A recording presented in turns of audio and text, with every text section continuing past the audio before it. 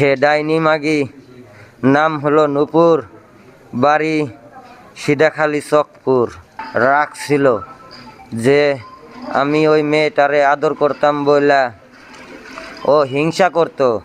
আমার কলেজার টুকরা মেয়েটারে 3টা কোপ দিছে। সকালবেলা সর্বপ্রথম আমি মহাজনের অর্ডারে একটা বাস দেখার জন্যে গেছিলাম হলো পাশের একটা বাজারে। বাজারটা পুকুর থেকে প্রায় ½ কিলো দূরে। আমি যখন পুকুরের নামছি তখন আমার বউ মাথায় কোপ দিয়া আমার বাচ্চাটাকে পানিতে ফালাই দিয়া পাশের বাড়িতে গেছে পাতিল আনার জন্যে। শুধুমাত্র তার নিজের পেটে সন্তানকে প্রতিষ্ঠিত করার জন্যে সে এই কামটা করছে। আমি দৌড়াইয়া আইসা বাচ্চাটাকে উঠানোর অনেক চেষ্টা করছি, কিন্তু উঠাইতে পারি নাই।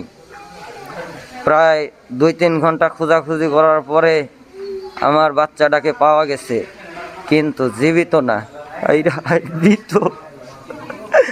আমার কলেজার টুকরা মেয়েটারে 3টা কোপ দিছে। মাথার মধ্যে একটা বড় কোপ দিছে, দিয়া পানিতে ফালাই দিছে। দিয়া ও হাহাকার করতেছে, ভাবতেছে যে কেউ বুঝতে পারবে না, তাকে মাইরা ফেলানি হয়েছে। সে ডাইনি মাগি, নাম হলো নূপুর, বাড়ি সিধাখালী চকপুর।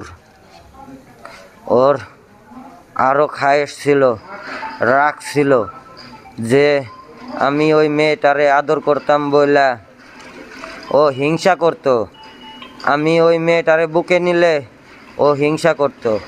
ও ভাবতো যে বউয়ের আদর বুঝি মেয়েটারে আমি দিব, কিন্তু ও তো বুঝতো না মেয়ে তো শুধুমাত্র কলিজার টুকরা মেয়েই হয়, মেয়ে কি কোনোদিন বউ হয়? ওই মেয়েটা সন্দেহ করতো।